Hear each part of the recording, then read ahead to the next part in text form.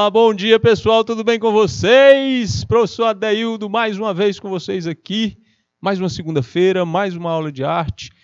Que gostoso! Hoje são 10 de outubro. O ano está acabando, acabando é ótimo, acabando. E olha só que assunto bacana que eu trouxe pra gente hoje. Nós vamos falar sobre rock nos anos 80 no Brasil. Bom dia, Érica, bom dia, Adriana. Bom dia, Adriana. Bom dia, Érica. Tá todo mundo aí. Rock nos anos 80 do Brasil.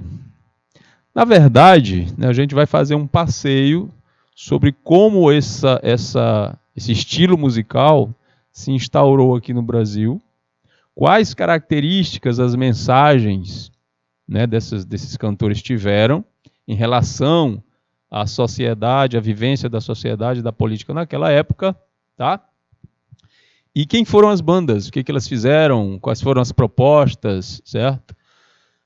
Vamos lá. Hoje, 10 de outubro. Vocês sabiam que outubro era o mês 8, né? Não era o mês 10. Por causa de uma quisila de dois imperadores romanos, né? Júlio César e Augusto. Aí eles foram empurrando. Cada um queria um mês para si. Júlio César fez o mês de julho. Augusto, eu também quero. E não ficou assim... descontentado, ele também queria um mês com 31 dias. Por isso que julho e agosto tem 31, depois do outro. Curiosidades amenas. Objeto do conhecimento da nossa aula sobre a apreciação musical rock nos anos 80. Objetivo é esse aqui, compreender o desenvolvimento da música brasileira na década de 80. Quando eu digo música, lá se vai eu mudando tudo. Cadê aqui o caneta, marca texto? Não é exatamente a música toda a música brasileira, tá? Cadê a cor, meu Deus? Vermelho. Mas, não risca. Mas o rock em si.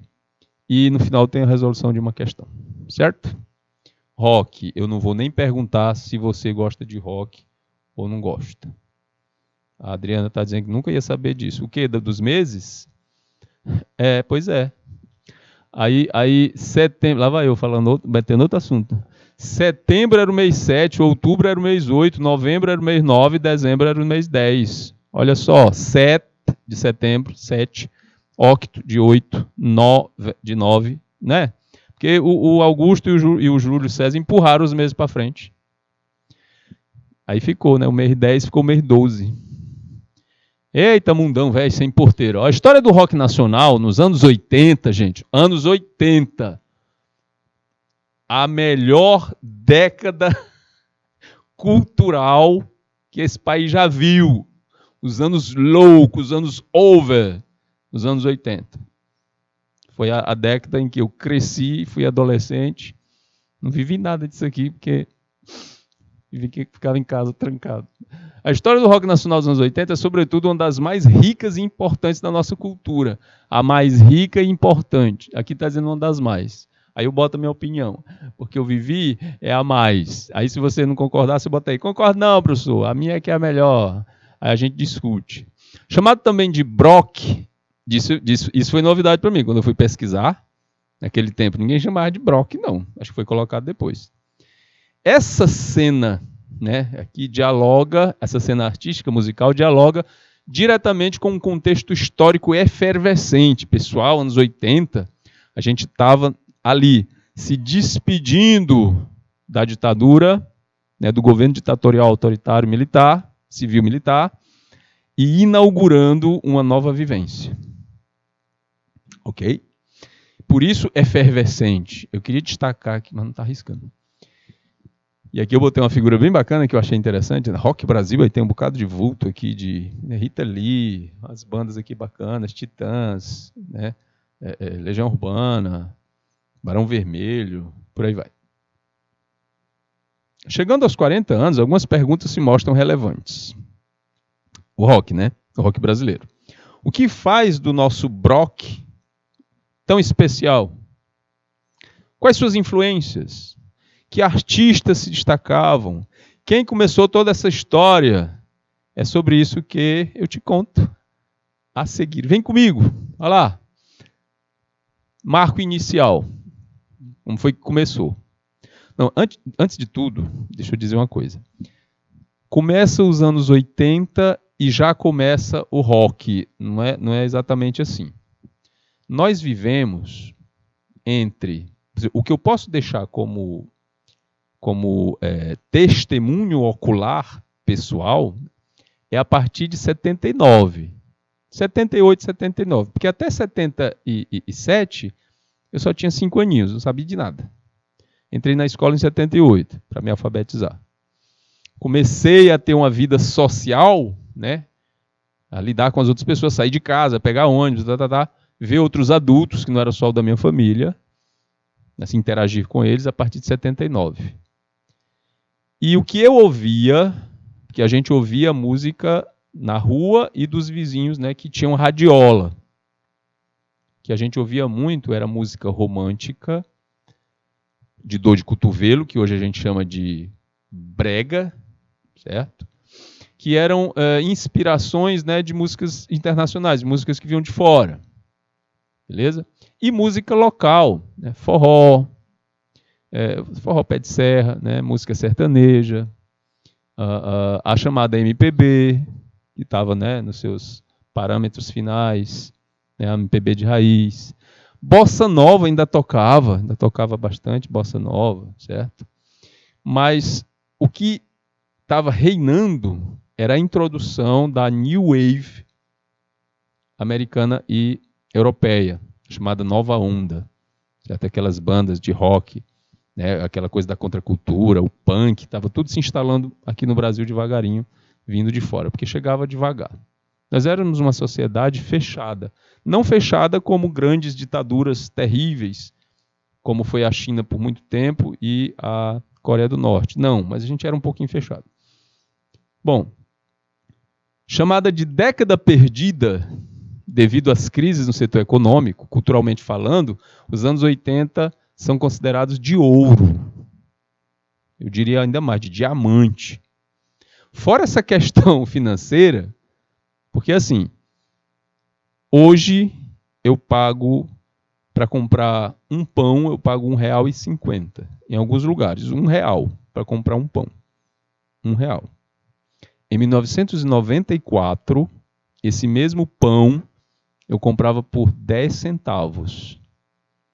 Então, com R$1 em 1994, eu comprava 10 pães.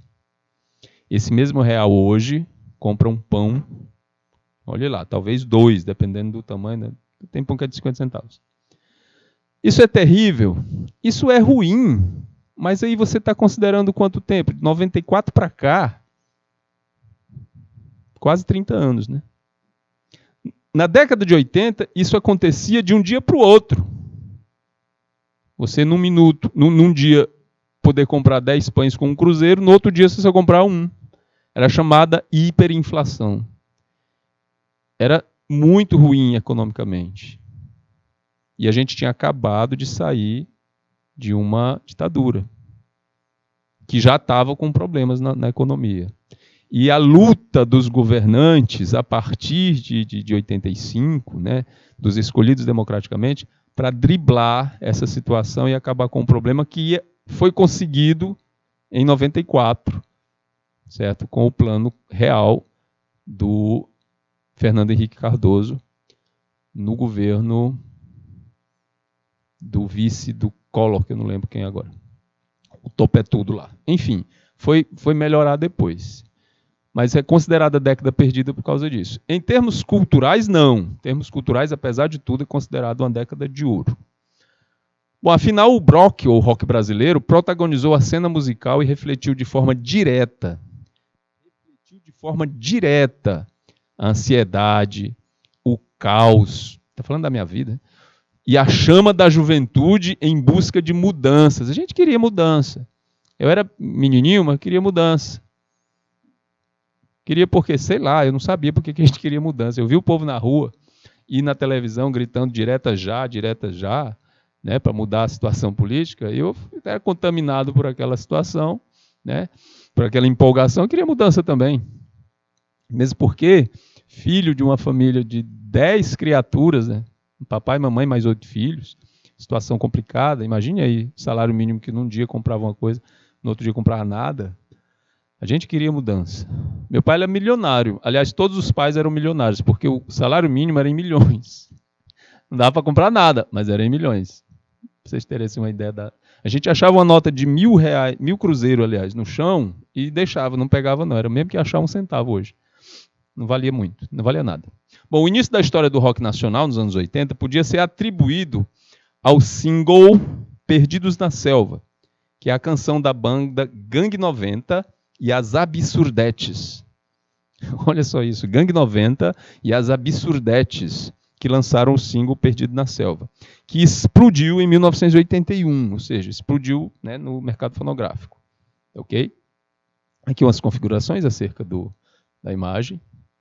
Bom, contudo, há aqueles que atribuem ao seminal grupo carioca Blitz o status de pioneirismo do rock brasileiro oitentista. Esta banda, que na verdade se chamava As Aventuras da Blitz, eles simplesmente chegaram, pessoal, e viraram a tampa da panela. Nós éramos acostumados com um tipo de música. Tudo bem, a guitarra elétrica, aquela coisa do rock estava sendo inserido na MPB devagarinho. Aí chega a Blitz e diz, é isso aqui que a gente tem para mostrar para vocês. E acaba com todas as referências para trás. Letras do cotidiano, certo? Bem-humoradas.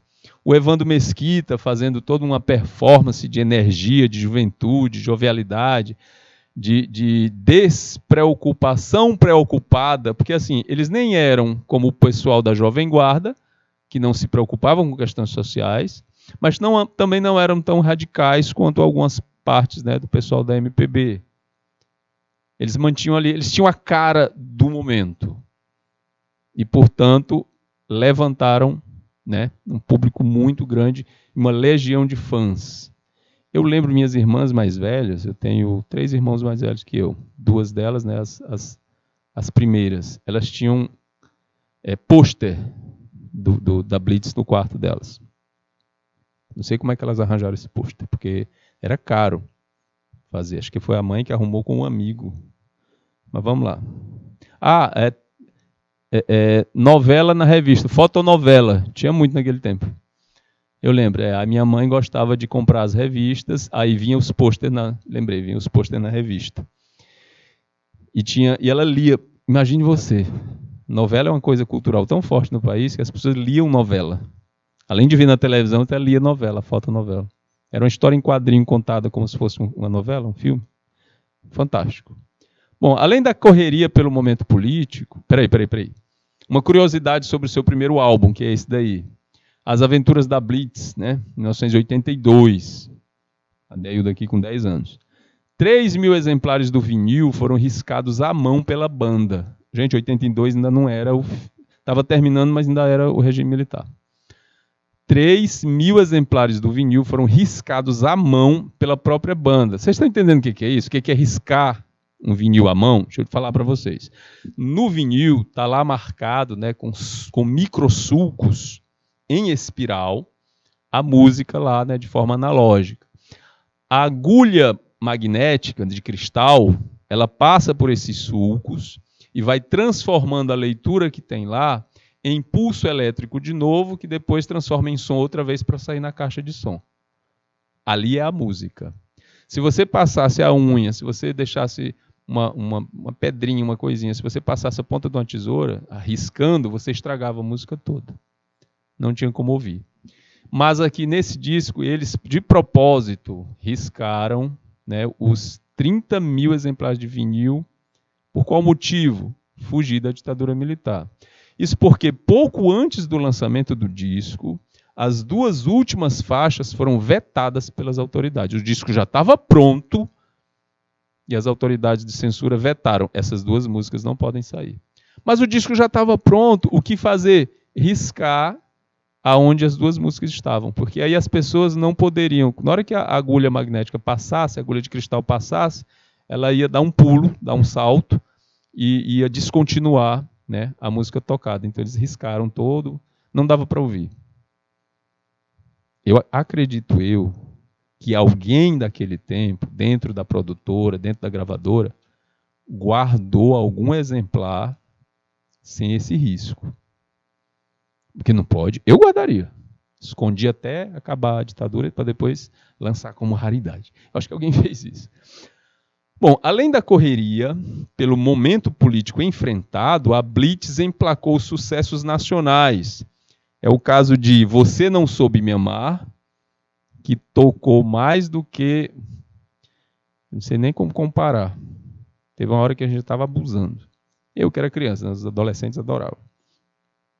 Que chegou a ser trilha sonora da novela da Globo, de uma novela da Globo, né? Você Não Soube Me Amar. E olha aqui o visual da capa do disco. A roupa da galera colorida. Gente, teve um tempo que as pessoas estavam mais assim, acinzentadas. Aí veio aí uma onda de retomada cultural oitentista, né? Cuja banda Restart foi um bom exemplo. E aí houve aquela coisa do over colorido de novo. Certo? Mas vocês não têm noção do que é elevar o ridículo colorido à 10ª potência. Aí você tem aos anos 80. Existia a moda era super variada. Né? Essas coisas aqui, essas calças eram ou de brim ou de jeans colorido. As camisas geralmente de algodão, né? Tecido de algodão. Algumas camisas ainda de botão, mas a maior parte camiseta pintada com serigrafia. Eu lembro da minha mãe ter comprado para uma irmã minha um vestido de malha de camiseta, era um vestido completo, e até a metade da canela. Vermelho, sem manga não, com a manga curtinha, com ombreira. Ombreira era um elemento obrigatório na vestimenta. Até os homens usavam. Um forro na altura do ombro para elevar o ombro e deixar mais largo. Era chique, estava na moda. Todo mundo queria usar coisa com ombreira. E assim umas cores nada a ver uma com a outra. Azul com laranjão, vermelho com um verde bandeira. E era isso, tinha que ser. E a maquiagem também muito colorida, exagerada. Era a linguagem daquele tempo. Bom, o rock nacional dos anos 80 é um verdadeiro mix de tendências. Não imagine que aqui no Brasil foi feito um rock puro, exclusivo, baseado num ritmo. Não. Aqui foi uma salada como sempre é. As coisas aqui é misturado demais. A gente traz as coisas de fora e há quem diga que a gente melhore.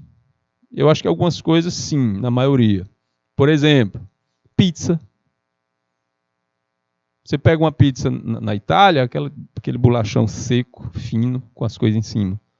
Aqui a nossa pizza é mais espessa, fofinha e tem borda de catupiry. Em lugar nenhum do planeta tem pizza com borda de catupiry ou pizza doce, pizza de chocolate. A Itália, inclusive, proibiu que as pizzas feitas fora da Itália não fossem chamadas de pizzas. Pizza só o que é feito na Itália. Tu acha que o brasileiro acatou isso aí? Quem é que vem da Itália me impedir de chamar pizza de pizza? Eu peço ali no WhatsApp, me mande uma pizza com borda. Porque o bom, né, além da gente ter toda a caloria da pizza, vem a borda que é para coroar o processo. Outra coisa, sushi, sashimi. Para que peixe frito? A gente frita. Aliás, para que peixe cru? A gente frita. Esse negócio. Faz sushi de morango com cobertura de creme de leite. A gente melhora tudo. Então o rock daqui foi meio isso, essa mistura, certo, de influências culturais e contraculturais colocadas para a nossa juventude. Bom, nos 4 cantos do país, novas potências do rock nacional surgiam nessa época. É um verdadeiro liquidificador de influência. Dava um toque bem peculiar ao som da época. E essas bandas fazem tanto sucesso. Dia desse, deixa eu ver que dia foi. Sábado, se eu não me engano. Eu acho que teve um show do Capital Inicial aqui em Teresina. Teve. Porque uma amiga foi, sem me dizer nada, não me chamou e botou as fotos no grupo. E eu fiquei zangado com ela. Mas foi Capital Inicial. Botou até uma foto do Dinho. Ai, vamos lá. O que acontece? da New Wave ao pós-punk. New Wave é aquela onda que eu falei para vocês, né, que trouxe essa característica diferenciada para a música da década de 80. Olha, aqui o rock nacional fazia sucesso, mas fazia sucesso também, com a mesma proporção, o rock que vinha de fora. Certo? Essa New Wave que vinha de fora. Beleza? O pós-punk, né, que eram elementos do blues e até mesmo do tecnopop. Misturando tudo isso, o rock brasileiro, o Brock, né, ia forjando sua própria face. Ia fazendo, né, as suas características. A partir daí. Nesse período, nomes como os Paralamas do Sucesso, Titãs, e os nomes eram bacanas demais. Né? Paralamas do Sucesso. Isso era para impactar, para criar uma cara de novidade, para os anos 80 ter a sua própria cara. Porque na década de 60, nós tivemos os Mutantes, Secos e Molhados, né, bandas como os Novos Baianos, e aqui precisava de uma roupagem que traduzisse a época.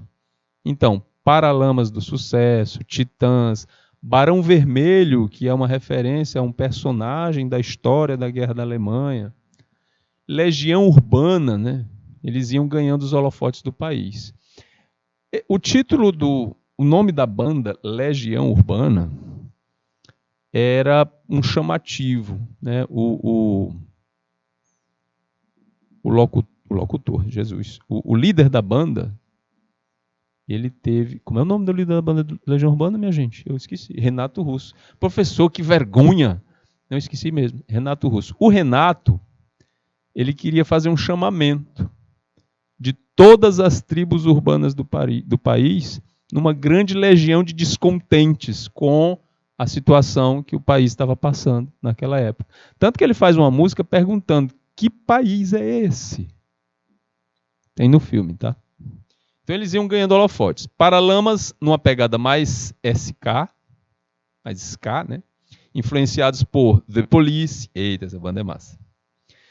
E Legião Urbana, por exemplo, é inspirada claramente em Joy Division e The Smiths.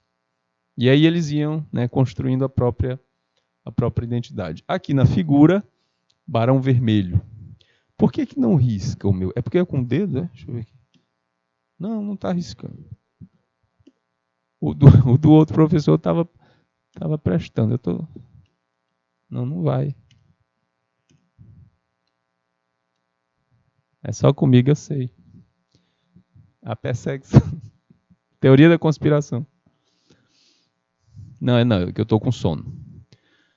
Vamos lá. Dias de Luta. Essa imagem que vocês estão vendo aí é de um livro chamado Dias de Luta, o Rock e o Brasil nos anos 80. Eu até indico, né, se você tiver a oportunidade de ver, de pedir emprestado, de comprar, de ver em PDF, dá uma lida, certo? O ponto alto, no entanto, engraçado que na configuração do filme, certo? Do filme não, na configuração do livro, né, na imagem do livro, tem aí os personagens colocados como, né, aqui a gente vai ter, deixa eu escolher bem aqui, tentar aqui de novo. Aê, muito obrigado, meu amigo. Deu certo, aleluia. Aqui você vai ter os personagens, né, configurados como personagem de videogame da década de 80, do Atari. Não sei se vocês ouviram falar de Atari já deve ter ouvido falar. Era um videogame que a gente não, né? Eu não jogava videogame porque não tinha como. Enfim, mas eu tinha um vizinho que tinha e ele deixava a gente jogar um pouquinho, uma vez por semana. Enfim. E tá aí para quê? Para trazer a cara dos anos 80 no livro, certo? O ponto alto, no entanto, não ficava apenas na musicalidade, né? As letras contestadoras e de forte cunho social refletiam a ânsia dos jovens, suas angústias e o desejo por uma revolução. Só que eu acho que não funcionava muito. Por que eu estou dizendo isso?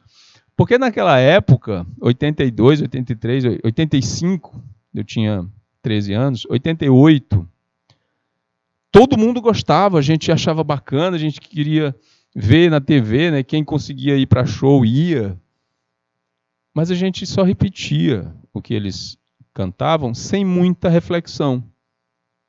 Anos depois, eu já com 25 anos, 26, eu comecei a ouvir de colegas mais ou menos da minha idade, coisas do tipo, rapaz, agora que eu estou entendendo o que aquela música queria dizer. Olha só que letra forte. Aí começou uma reanálise das letras das músicas.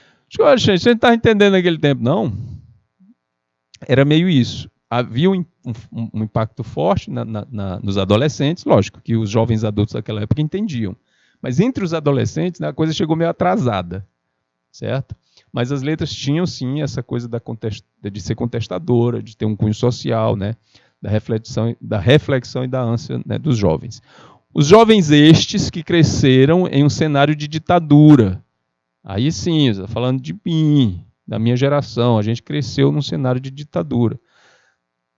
Uma vez eu entrei na sala da diretora da minha escola e atrás, na parede da sala dela, atrás da mesa dela, tinha um general. Aí eu perguntei, tia, quem é aquele homem ali? Ele, meu filho é o presidente da República. É o Garrastazu Médici. Depois mudou. Eu digo, tia, mudou. Eu não acompanhava nada no país, né, era criança. Aquele ali quem é? Vocês podem até dizer, professor, você via na diretoria, né? Não, não era isso, era outras situações. E aí ela diz, é o Figueiredo agora, é o presidente do Brasil, é o general Figueiredo. Então tinha esse pessoal lá, né? A gente era acostumado com essa situação aí. Uma vez meu pai foi saiu de casa, né? Não que foi embora, saiu para resolver uma coisa. E aí do nada a mamãe sai correndo. E eu digo, gente, o que aconteceu? E ela gritando para o papai na rua, volta que tu esqueceu tua identidade. E ele estava saindo perto da boquinha da noite, parece que ia para... Todo ano tinha uma festinha na Cepisa, né, onde os filhos dos funcionários, na época do Natal, ganhavam presentes. E a gente tinha uns brinquedos bons a partir daí, dessa coisa, dessa associação da Cepisa com a indústria de brinquedos. E ele ia para essa festinha. E aí ele trazia, né, de táxi, trazia os brinquedos para os 8 filhos, enfim. E ele esqueceu a identidade nesse dia e ela correu para entregar para ele, porque era complicado você ser parado na rua e não ter identidade. Você tinha que provar que era o cidadão, que não estava fazendo nada demais ali naquele momento. Senão você era preso. Eu lembro dessa parte aí.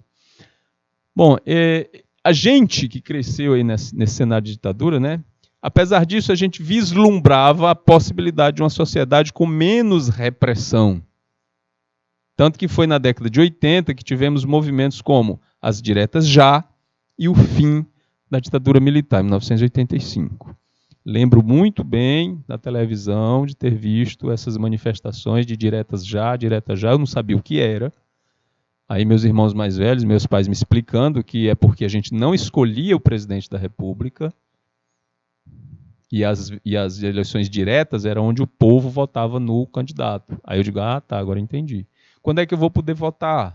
Aí disse, não, só quando eles liberarem esse negócio aí. Votei pela primeira vez em 1989, se eu não me engano, para um plebiscito. Ou foi em 87? Não, o plebiscito foi em 87. As eleições foram em 89 e foi entre aquela luta toda entre Lula e Fernando Collor, né, onde o Fernando Collor ganhou a eleição. E depois, em 87, foi feito um plebiscito para a gente escolher que tipo de governo a gente queria ter, se era monarquia, se era presidencialismo, se era parlamentarismo. Lembro muito bem e com grande curiosidade sobre a propaganda apoiando a monarquia. O título da campanha era Vote no Rei. Gente, em 1987, a gente ia escolher se ia ter rei de novo. Não é interessante? Aí quem ganhou? Bom, presidencialismo. Todo mundo votou. Eu tinha 17 anos na época. Não, eu já tinha 18 e votei para o presidencialismo, porque eu queria que ficasse, era o presidente, não o primeiro-ministro nem o rei.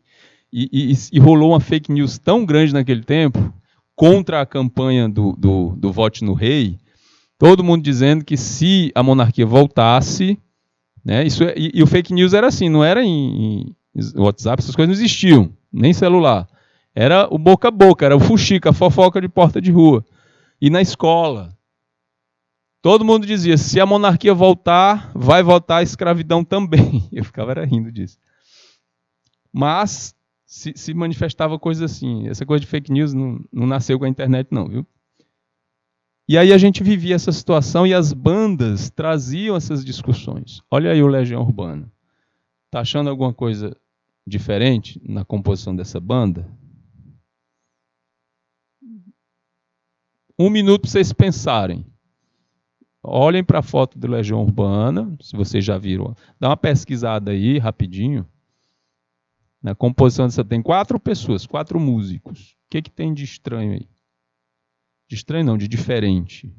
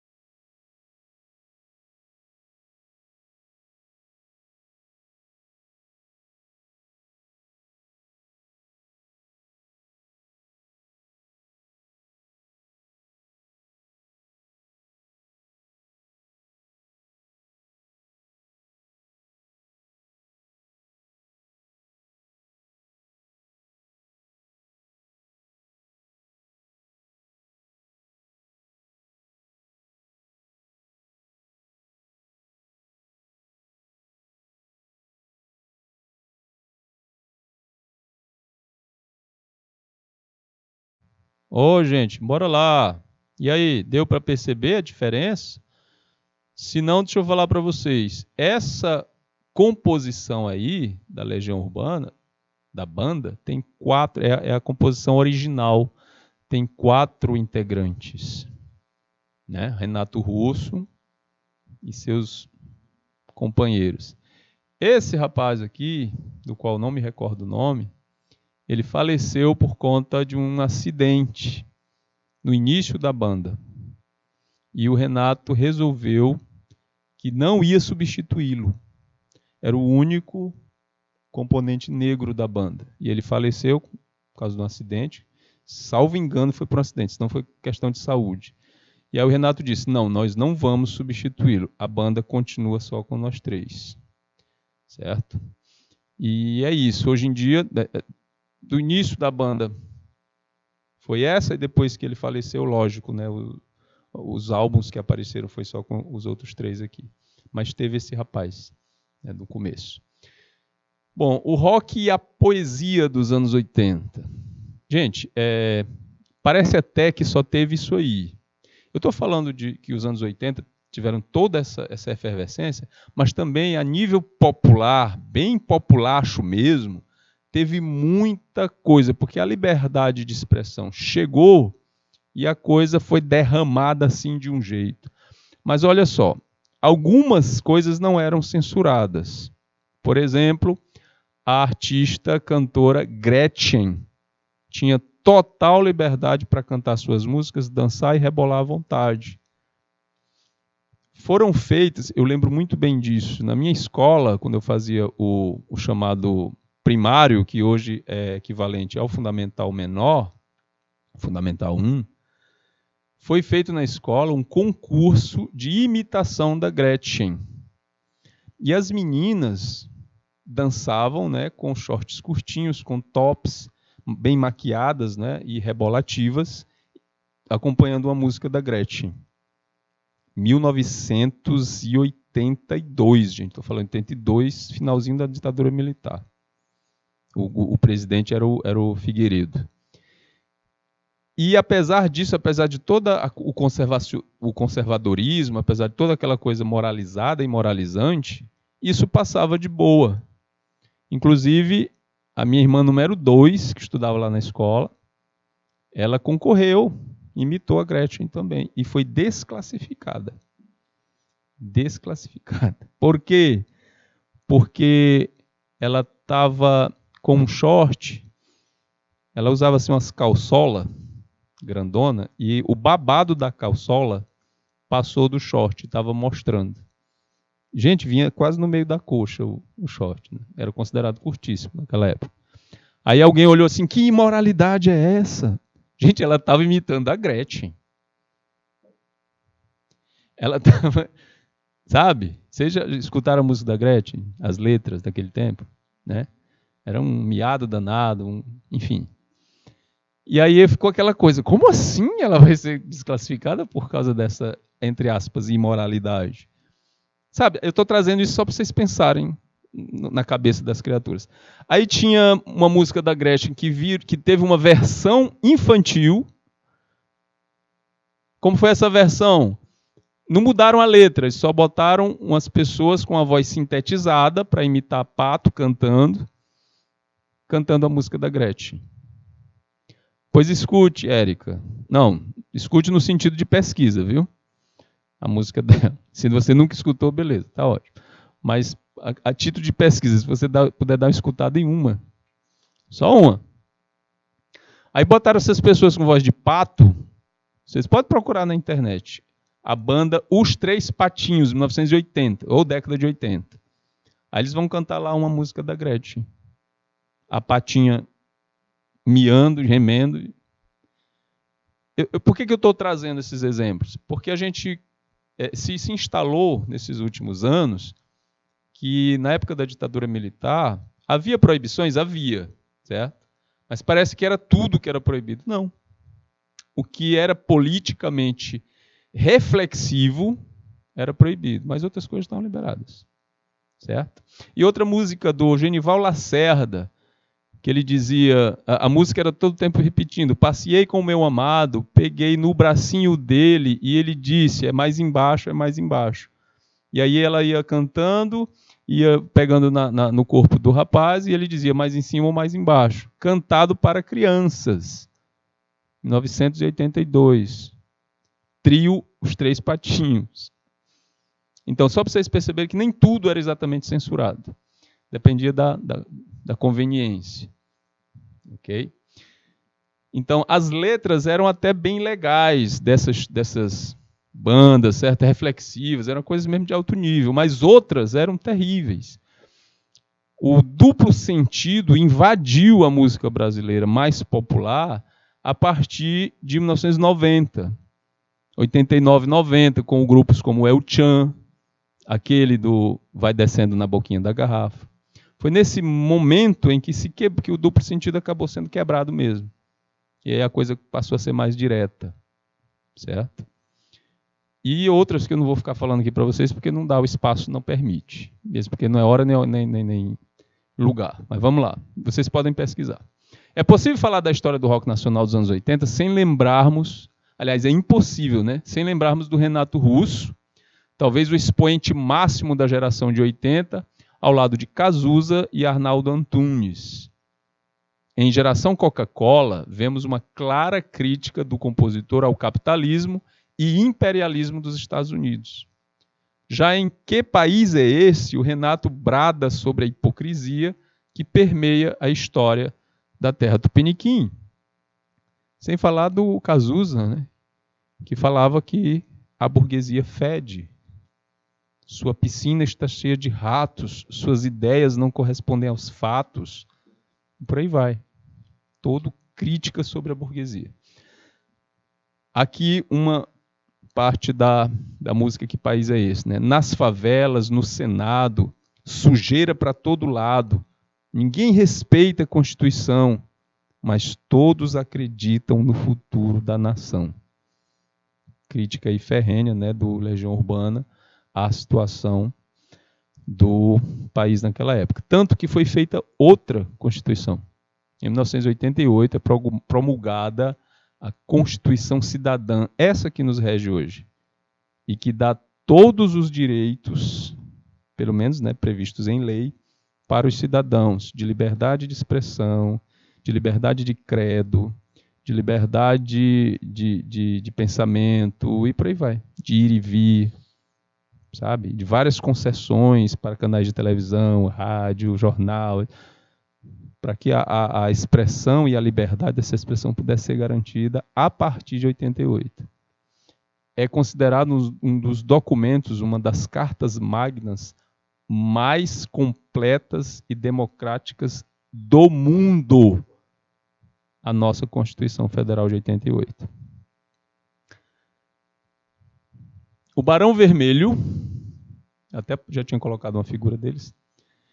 Outro nome essencial do Rock Brasil, né, do Brock, talvez não tivesse letras explicitamente críticas ao contexto social do período.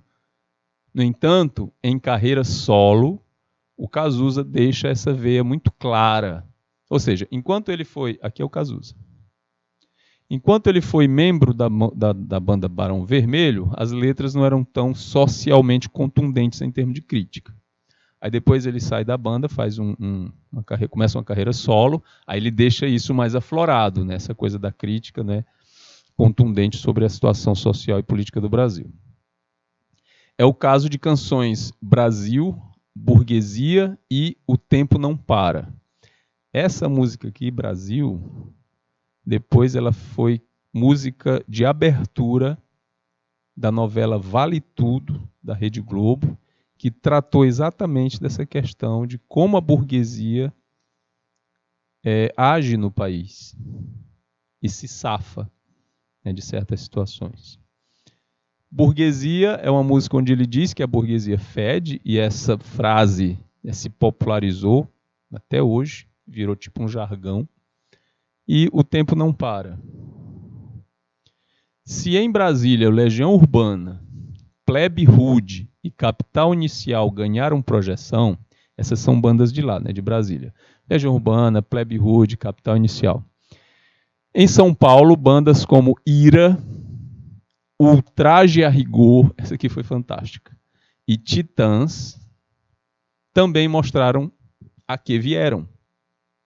O disco Cabeça de Dinossauro, de 1986, dos Titãs, mostra em praticamente todas as letras um forte posicionamento contra os modelos sociopolíticos vigentes da época. E era uma galera, gente, era uma juventude que defendia de braço aberto, de peito aberto, todas as liberdades necessárias para os cidadãos. E diziam isso de maneira clara, certo? E assim, não só a liberdade, mas também um esforço conjunto para dar como exemplo para outra geração uma valorização da saúde do corpo. A geração 80 foi conhecida por muito tempo, até quase o final da década, como a geração saúde. Essa coisa de... A popularidade das academias no Brasil começou na década de 80, com influência de fora, claro.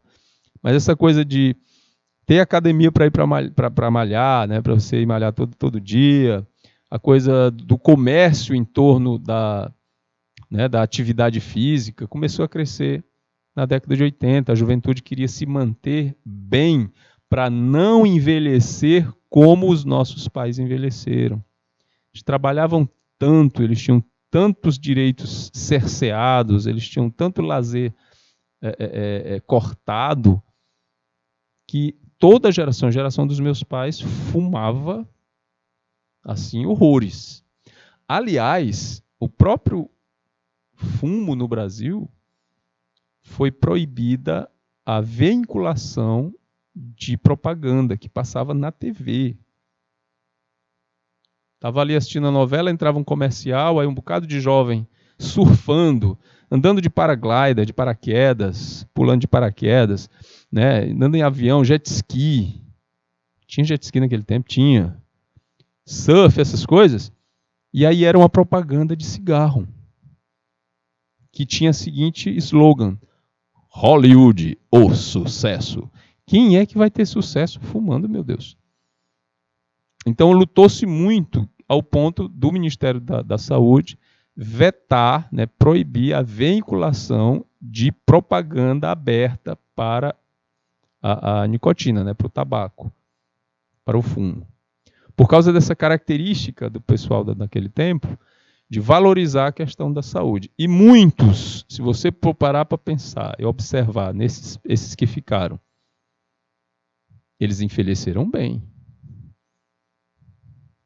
Evandro Mesquita parece que, sei lá, é imortal aquele homem. Envelhece nunca. Nem Mato Grosso. Mato Grosso não é dessa época, ele é mais de antes. Pior ainda, porque tá lá, vitrificado. Ah, o Roberto Carlos. Não, o Roberto Carlos é montado. Né? Ele é as pecinhas de gelo, ele vai, descongela, bota lá.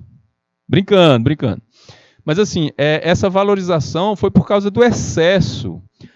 Se eu entrar, suponhamos que um professor, né, fumante, o que é uma coisa já rara de achar, entrar na escola, o que ele faz? Primeiro, ele não vai fumar naquele dia nem naquele horário. Muito menos entrar na escola com alguma coisa assim. Aí, se é uma pessoa que tem o hábito assim mais forte, eu já vi, né, alguns colegas que tiram o intervalo, vão para a esquina, para uma padaria, sei lá, para algum lugar, aí um cigarro e volta. E aquela coisa, bala de menta, né, Trident, um refrigerante que era para tirar, para o aluno nem desconfiar que ele andou fumando. Isso hoje. Como é que estava o aluno Adeildo Alves, sentado, no sexto ano, sentado na frente da filhinha lá, chega a professora de português, coloca as coisas dela em cima da mesa, chama a atenção da gente para a chamada, né? E aí passa um exercício e pede no quadro, pede para a gente resolver. Eu lembro dela alta, loura, uma mulher bem difícil de não perceber, imensa ela, bem grandona, 1,80 m e pouco, os cabelão, enfim. Depois ela senta, acende um cigarro, abre um jornal e diz, eu vou esperar vocês terminarem. E ali fuma na frente da gente de boa. A gente era fumante passivo. Terrível! Aí isso foi acabando, graças a Deus. E a gente não tem mais essa coisa. Só que assim, essa mesma geração saúde, que está aí com 40 anos, 50 anos, certo? Mas que ele deixou um pouco de lado esse negócio aí.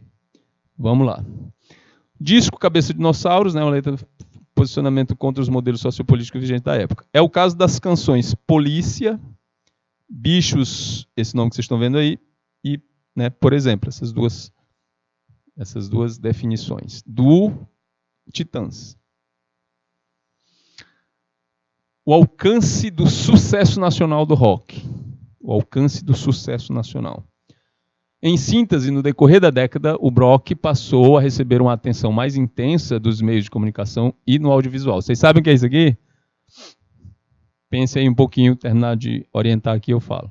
Uma série de filmes retrata a cena musical em suas trilhas. Há, inclusive, uma trilogia de filmes sobre o rock brasileiro dos anos 80, dirigido por Lael Rodrigues. Bete Balanço, de 1984, Rock Estrela, de 1986, Rádio Pirata, de 1987. Temos ainda nomes como Lobão, Lulu Santos, Léo Jaime. Olha o Léo Jaime aqui, naquele tempo, e hoje. Envelheceu bacana. Kid de Abelha. Na verdade, o nome da banda, depois eu fiquei assim, nossa, mudaram o nome da banda, não disseram nada para ninguém, ficou só Kid de Abelha. Era Kid de Abelha e os Abóboras Selvagens. Aí tiraram a parte mais divertida do nome, deixou só o Kid de Abelha. Eu nunca entendi o nome dessa banda, mas enfim. O Hit, que foi um inglês que veio para cá para tentar a vida e conseguiu fazer sucesso cantando em português. Menina Veneno e outros sucessos.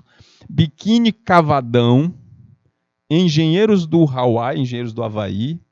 RPM. Minha irmã mais velha se rasgava por essa banda. Tinha pôster, tinha agenda, tinha papel de carta, tinha tudo deles.